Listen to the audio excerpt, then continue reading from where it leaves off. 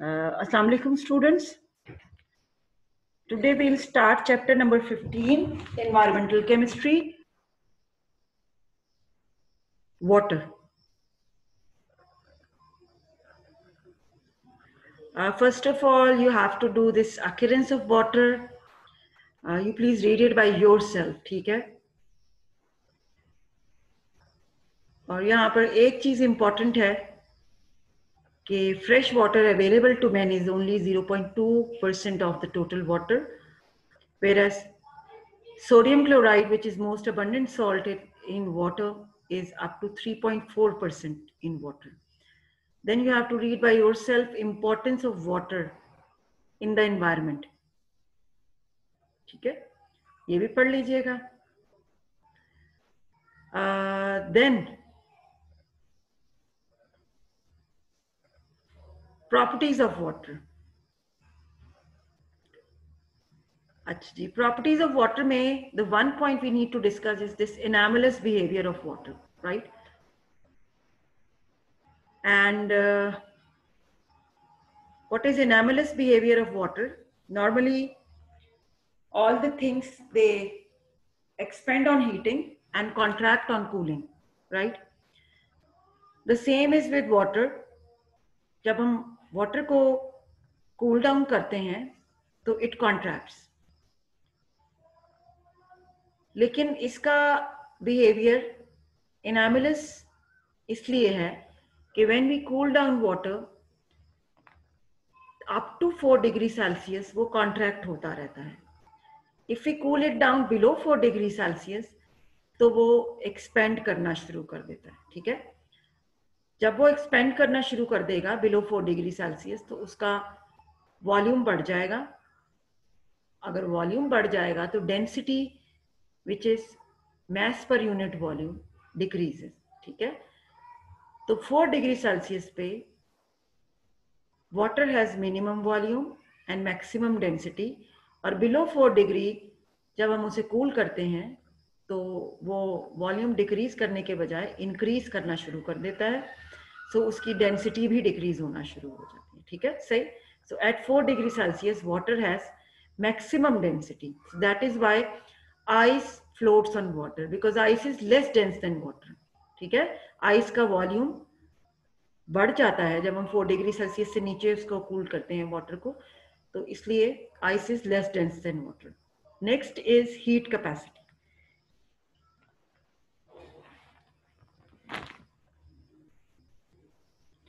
अच्छा, since ice floats on water, that's why जो lakes और ponds में fishes can survive in winter. ठीक है, when temperature is freezing temperature, तो lakes और ponds में fishes can survive. That's because of the fact that ice is less dense than water.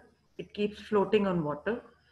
Water from inside is at 4 degree Celsius. जो top पे वो ice की layer होती है वो इंसुलेशन करती है. Heat capacity, it is heat required to raise the temperature of 1 gram of water by 1 degree Celsius. ठीक है, so water has very high heat capacity. ठीक, फॉर 1 डिग्री सेल्सियस ड्रॉप और rise in temperature, much heat is either given off or is required. See? So that is why, since water is having large heat capacity value, so it acts as a giant heat reservoir to moderate daily temperature variations. And that is why water is excellent cooler. Next is vaporization. It also have very high heat of vaporization. So that's because of its hydrogen bonding.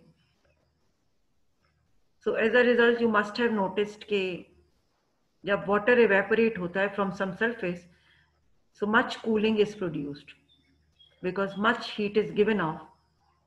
Water has high heat of vaporization. Now next is how can you split water or composition of water. Water H2O is made up of hydrogen and oxygen. और अगर हम water को split करें into its constituent elements hydrogen and oxygen, so that is not easily possible because water is a poor conductor of electricity. But when we pass electricity through acidified water, water को पहले acidify कर लेते हैं, कुछ acid डाल देंगे, कोई भी एसिड, तो then water can be decomposed.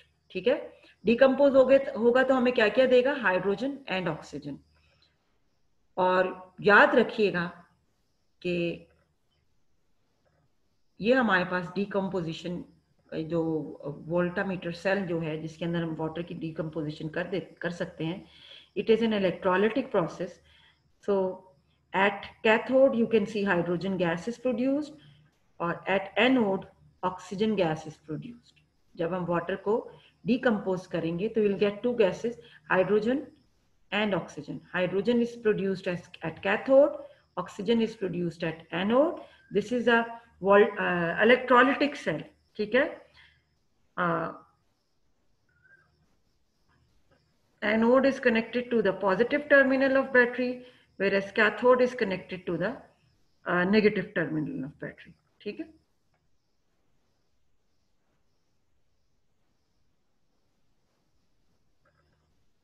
so this is how water splits. It splits to give us 2 moles of hydrogen and 1 mole of oxygen. 2 moles of water split to give us 2 moles of hydrogen and 1 mole of oxygen.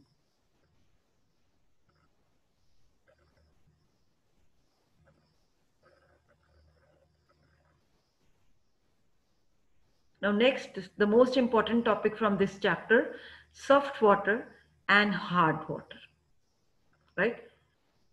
Soft water, the water that gives little leather with soap and does not form scum is called soft water. Okay? On the other hand, hard water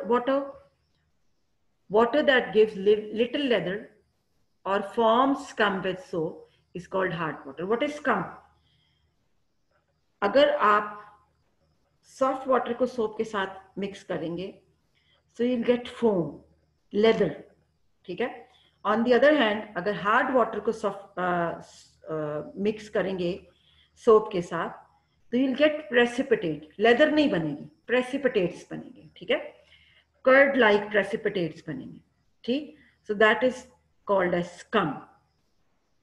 So hard water gives scum with soap, whereas soft water gives leather with soap. Okay. Now one question arises, how is hardness produced in water? So basically rainwater combines with carbon dioxide to give carbonic acid. Carbonic acid in turn combines with different chemicals in the rocks like calcium carbonate and magnesium carbonate to produce calcium bicarbonate and magnesium bicarbonate. So these calcium bicarbonate and magnesium bicarbonate, they produce hardness in water, right? This is one thing, one cause. क्या हुआ?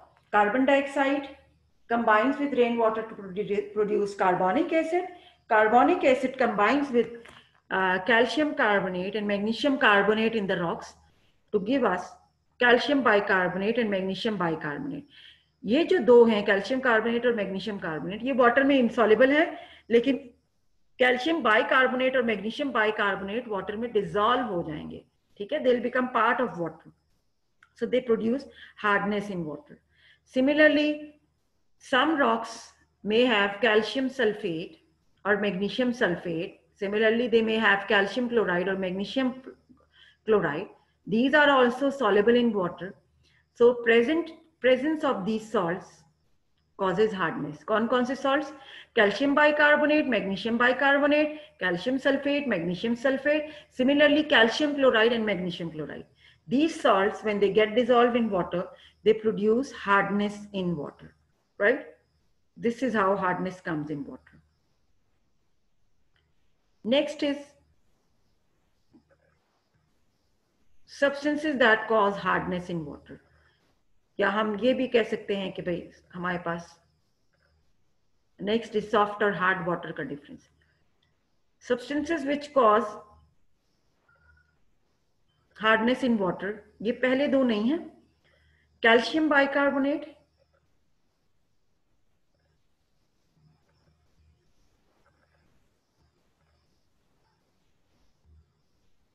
And magnesium bicarbonate. Calcium hydroxide नहीं होता. And next is calcium sulphate, magnesium sulphate, calcium chloride and magnesium chloride. यहाँ पे दो हैं. Temporary hardness में लिख लो अपने पास, यहाँ पे मिस्टेक हुई हुई है नोट्स में. Temporary hardness is caused by calcium bicarbonate and magnesium bicarbonate. ठीक है. मैग्नीशियम बाइकार्बोनेट का फॉर्मूला होगा MgHCO3 होल ट्वाइस. सो ये दो तरह की सब्सटेंसेस हैं. Those which cause temporary hardness, those which cause permanent hardness.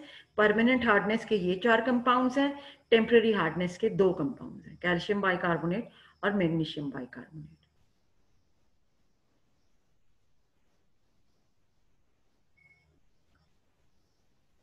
अच्छा, यहाँ पे एक सवाल लिख लो, what is difference between temporary hard water and permanent hard water. Temporary hardness is caused due to carbonate compounds like calcium bicarbonate and magnesium bicarbonate. Why is it called temporary? Because it can be removed by boiling. On the other hand, permanent hardness cannot be removed by boiling. And why can't it be removed by boiling? Because it is caused by calcium chloride, magnesium chloride, calcium sulfate and magnesium sulfate, right? Difference between soft and hard water. Soft water is one that gives good leather with soap, right? Whereas soft water does not contain any dissolved chlorides or bicarbonates of calcium and magnesium. ठीक है? Whereas hard water is the one that does not give leather with soap, right?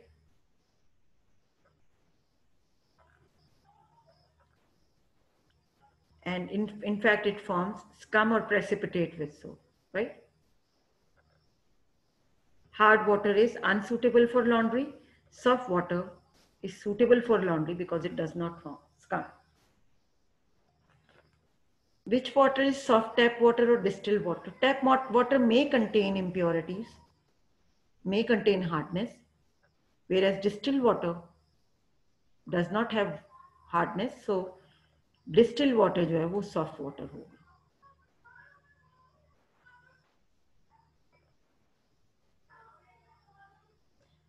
Then this you must have noticed at your homes also.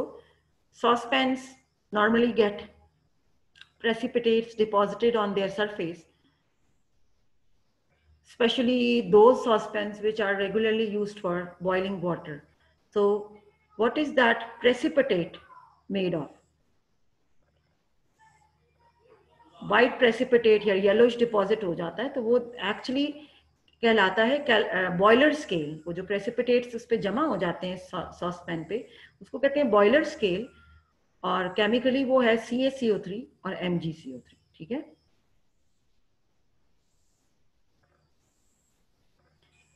Types of hardness 2 types हैं, temporary and permanent hardness. Temporary hardness can be remove by boiling. और यहाँ पर एक point और add कर लो कि it is caused due to presence of bicarbonates of calcium and magnesium. ठीक है. कैसे प्रोड्यूस होती है temporary hardness? Due to presence of bicarbonates of calcium and magnesium. Permanent hardness cannot be removed by boiling. और ये किस वजह से होती है? Due to presence of dissolve calcium और मैग्नीशियम. यहाँ पे फिर गलती है, chlorides and sulphates. Hydrogen carbonates नहीं आपने लिखना, क्लोराइड्स एंड सल्फेट्स. ठीक है. Permanent hardness can be remove by boiling and it is caused due to presence of dissolved chlorides and sulfates of calcium and magnesium. ठीक है. Temporary hardness is caused due to calcium and magnesium bicarbonates. Permanent hardness is caused due to presence of dissolved sulfates and chlorides of calcium and magnesium. ठीक है? What is scum? So I've been telling you again and again. जब hard water को soap के साथ mix करते हैं तो precipitate बन जाते हैं, white precipitates. Water becomes cloudy. So this cloudiness is caused due to formation of compound of calcium and magnesium with soap, और ये इसको कहते हैं scum. Now next most important topic is methods to remove temporary hardness. ठीक है, इस पे बेटा सवाल आ सकता है 4-5 नंबर का. So when you'll be describing methods to remove hardness, तो ये देखना है कि वो टेम्पररी हार्डनेस की बात हो रही है या परमानेंट हार्डनेस की बात हो रही है. टेम्पररी हार्डनेस का एक मेथड तो हमने पढ़ा, by boiling it can be remove. हमने पढ़ा temporary hardness is caused due to bicarbonates of calcium or magnesium. So metal bicarbonate, when we heat it, it gives off carbon dioxide and water, or it produces precipitates of metal carbonate. ठीक है, M की जगह यहाँ अगर calcium रखोगे तो यहाँ पे कैल्शियम कार्बोनेट बनेगा, M की जगह अगर मैग्नीशियम रखोगे तो यहाँ पे मैग्नीशियम कार्बोनेट बनेगा. So you write both these equations by yourself, keeping Ca+2 और Mg+2 in place of M. ठीक है, तो ये क्योंकि अब इसके प्रेसिपिटेट्स होते हैं तो प्रेसिपिटेट्स को वाटर से सेपरेट कर सकते हैं हम फिल्ट्रेशन के through. So the water which is left behind, filtration के थ्रू प्रेसिपिटेट्स सेपरेट हो गए, water which is left behind will not have calcium और मैग्नीशियम, वो तो रिमूव हो गया प्रेसिपिटेट की फॉर्म में, तो water will be soft water. Second is Clark's method. Clark's method में हम, अच्छा बेटा रिमेंबर के when you are describing these methods don't forget to write down chemical equations. Chemical equations नहीं लिखोगे तो कोई नंबर नहीं मिलेगा. ठीक है, सो क्लार्क्स मेथड में हमने क्या करना है, second method to remove temporary hardness is Clark's method. We have to add slaked lime, calcium hydroxide in hard water. ठीक है, when we add slaked lime,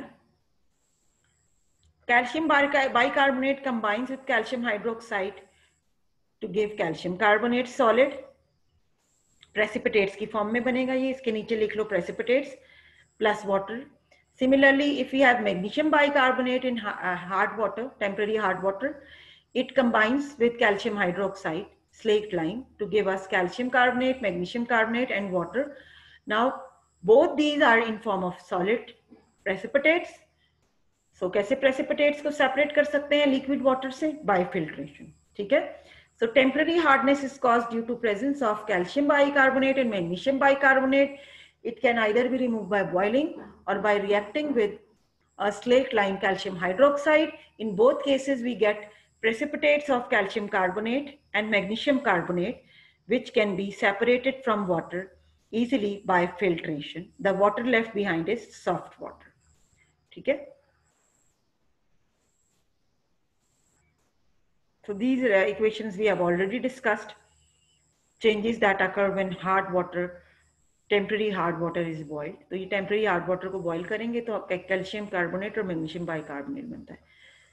next question, describe methods to remove permanent hardness. ये भी आपके पास 4-5 marks का question पूछा जा सकता है.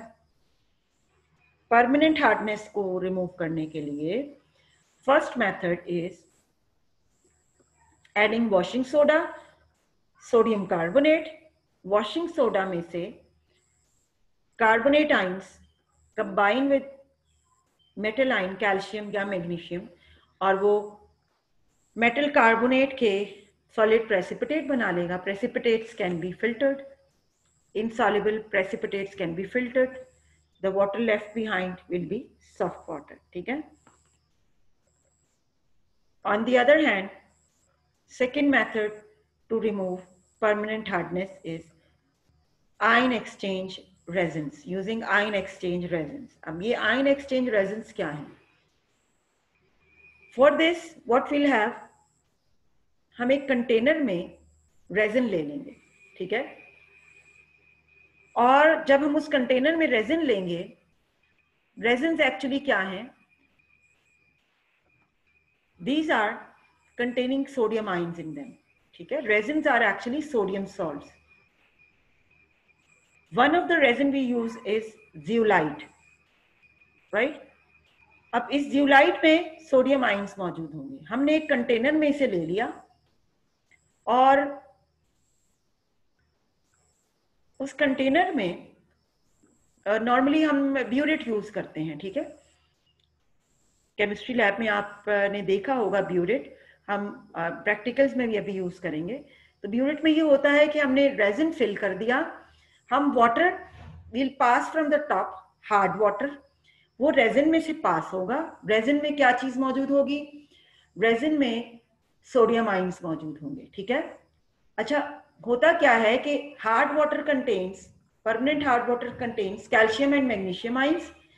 वो जब रेजिन में से पास होंगे तो वो सोडियम आयंस को डिस्प्लेस कर देंगे and calcium and magnesium ion themselves will get absorb in the resin, resin के अंदर रुक जाएंगे और सोडियम आयंस वाटर के साथ पास हो जाएंगे। They are collected from the bottom, नीचे उसके एक टैप सा होता है जिससे हम उसे कलेक्ट कर लेंगे, ठीक है? सही? यूं समझ लीजिए कि हम एक कूलर के अंदर हम एक रेजिन डाल दें और उस रेजिन में से हम हार्ड वाटर को पास करें और नीचे टैप से जब हम वाटर को दोबारा कलेक्ट करेंगे, वाटर तो गुजर जाएगा, वाटर के कैल्शियम मैग्नीशियम पीछे रह जाएंगे रेजिन के अंदर और जो वाटर के अंदर आयंस आ जाएंगे सोडियम आयंस। तो सोडियम आयंस तो हार्डनेस कॉज नहीं करते, ठीक है? सो हार्डनेस कॉज करने वाले आयंस रेजिन में रह गए and we get soft water, ठीक है? जैसे ये Na2Z, ये एक रेजिन है, हमने वाटर पास किया, वाटर के जो M+2 आयंस हैं, कैल्शियम या मैग्नीशियम आयंस, ये रेजिन के अंदर से सोडियम को पुश करेंगे, ठीक है? सोडियम वाटर के साथ पास हो जाएगा और जो मेटल आयंस हैं, कैल्शियम या मैग्नीशियम, वो जियोलाइट या रेजिन के अंदर एब्जॉर्ब हो गए, वो पीछे रह गए और वाटर के अंदर सोडियम आयंस चले गए, ठीक है? सही? हाउ कैन वी, अब आपका जियोलाइट वंस सारे के सारे सोडियम आयंस निकल गए तो जियोलाइट तो यूज अप हो जाएगा। तो उसको रीजेनरेट करने के लिए हम क्या करते हैं? हम जियोलाइट को सोडियम क्लोराइड के सोल्यूशन के साथ हीट करते हैं।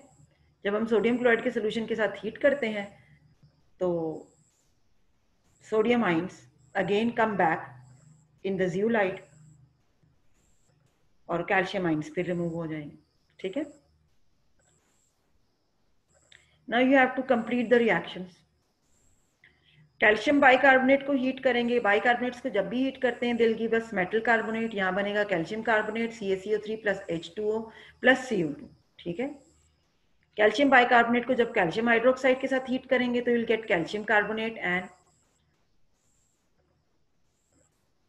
वाटर। इसी तरह कैल्शियम +2 आयंस को Na2Z के साथ रिएक्ट करेंगे तो कैल्शियम +2 आयंस डिस्प्लेस कर देंगे सोडियम आयंस को, will get 2Na plus CaZ। Magnesium भी इसी तरह रिएक्ट कर लेगा, मैग्नीशियम +2 आयंस को जब कार्बोनेट के साथ रिएक्ट करेंगे तो ये MgCO3 बनाएंगे and so on. So this is how the reactions are taking place. So आपने इन इक्वेशंस को प्रैक्टिस कर लेना, ठीक है? अच्छा,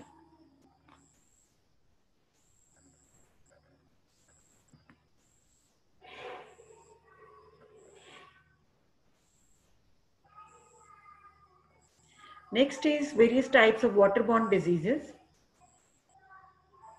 सो बेटा बहुत सारी डिजीजेज हैं जो वाटरबॉर्न की वजह से होती, वाटरबॉर्न है। कॉलेरा, ठीक है? डायसेंट्री, इसके बारे में भी नोट लिखने को आ सकता है। जॉन्डिस, हेपेटाइटिस, टाइफॉइड, ठीक? List some waterborne diseases, list sources of waterborne diseases, ठीक है? ये 2 क्वेश्चंस हैं जो इससे रिलेटेड आ सकते हैं।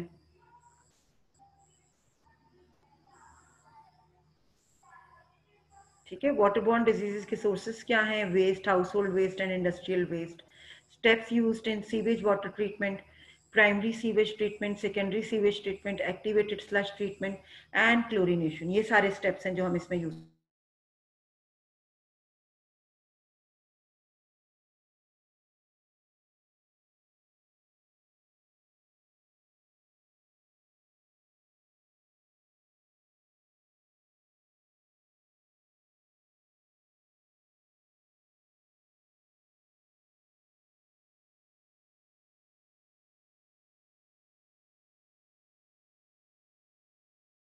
सीवेज ट्रीटमेंट है, इसका आपने बुक से अब देख लेना है। यहाँ पे I think it's not well described, तो बुक का आप खोल लीजिए पेज नंबर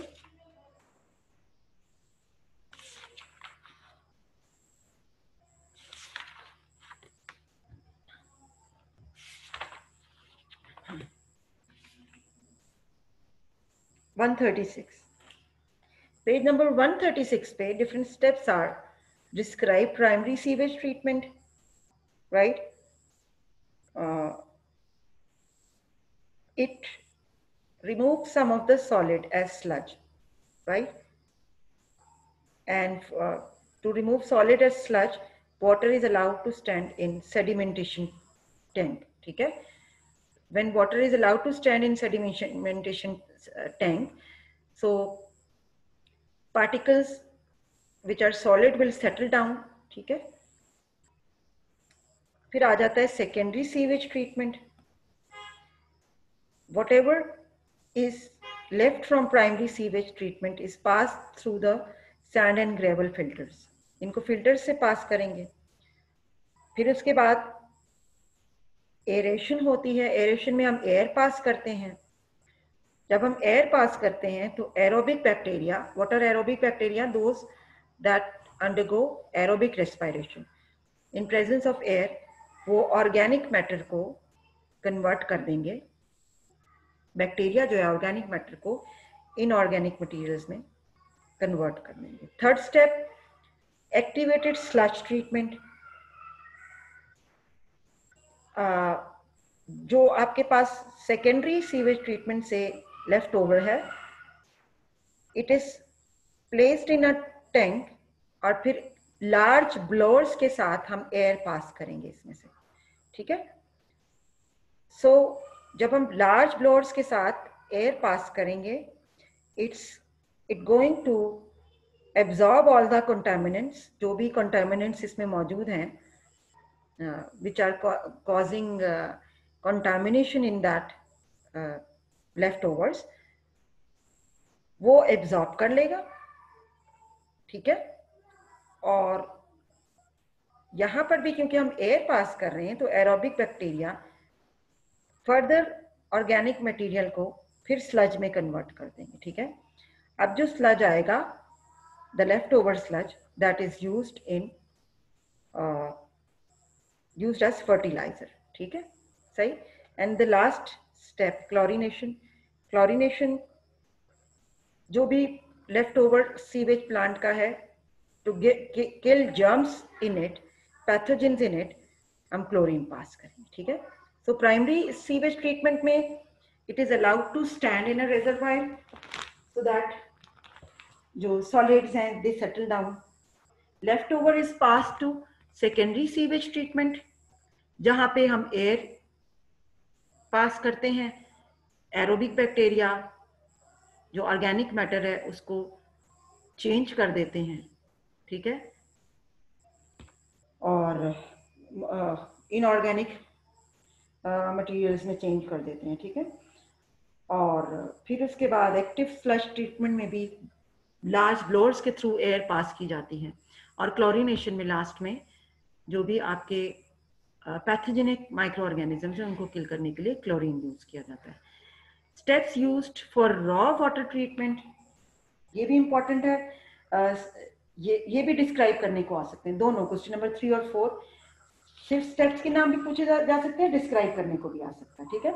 अच्छा, रॉ वाटर ट्रीटमेंट के स्टेप्स हैं sedimentation, coagulation, filtration and chlorination.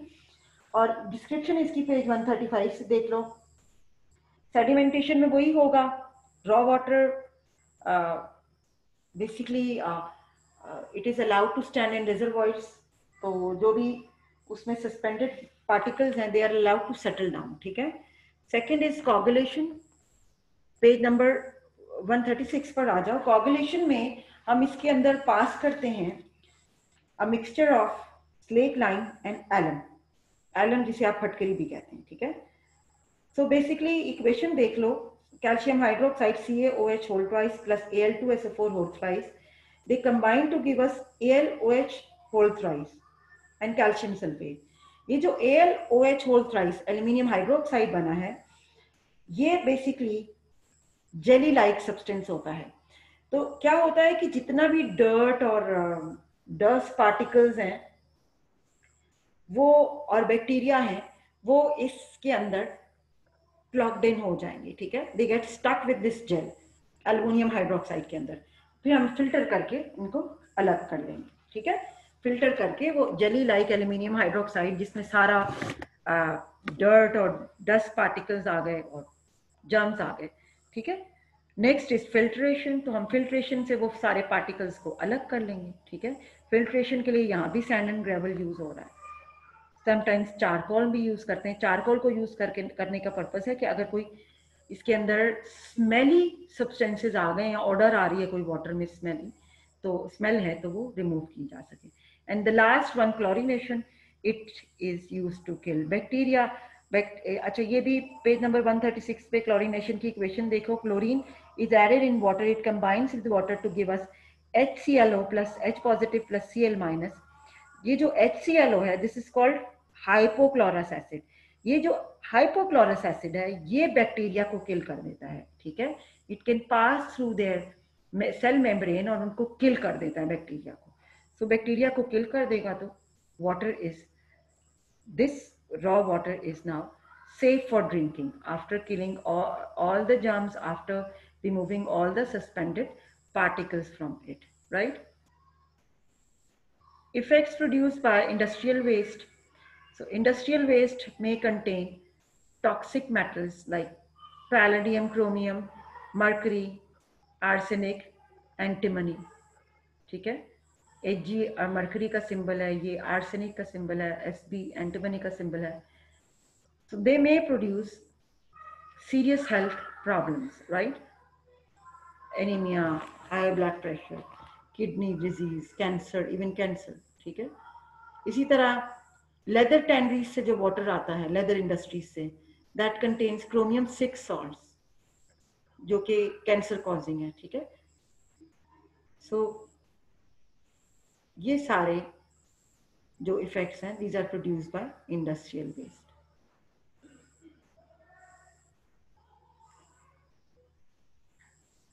Okay, cations and anions present in lake और सरफेस वाटर। कैल्शियम मैग्नीशियम हो सकते हैं, सोडियम और पोटेशियम हो सकते हैं, एनाइन सल्फेट, क्लोराइड और नाइट्रेट हो सकते हैं, ठीक है। नाइट्रेट तो मेरा ख्याल नहीं होता, बाइकार्बोनेट इसकी जगह लिख लो, HCO3 माइनस, ठीक है। Why waste water chlorinated before it is returned to the water body? तो क्लोरीनेट क्यों करते हैं? जो भी वेस्ट वाटर है उसमें जर्म्स होंगे, ज़ाहिर बहुत ज़्यादा जर्म्स होते हैं जो भी सीवेज वाटर है, तो पैथोजेनिक माइक्रो ऑर्गेनिजम्स को किल करने के लिए कि ताकि जब वो वाटर बॉडीज में एंटर हो तो वो पैथोजेंस किल हो जाए, ठीक है, सही। So that's it, not a very lengthy chapter, इतना लेंथी नहीं है, ठीक है। मोस्ट इम्पॉर्टेंट इसमें आपने जो करना है that is soft and hard water, temporary hard water and permanent hard water, methods to remove temporary and permanent hardness, और फिर उसके बाद आ जाता है रॉ वाटर ट्रीटमेंट और सीवेज वाटर ट्रीटमेंट, ठीक है। तो इसको बेटा अच्छे से देख लीजिएगा, और यहाँ पर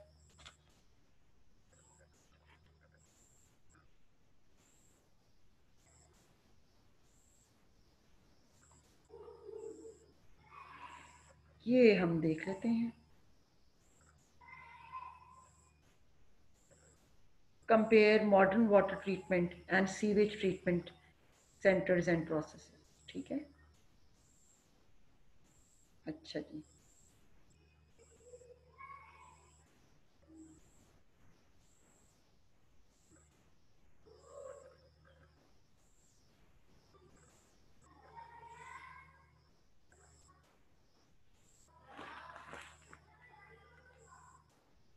Methods include physical processes such as filtration,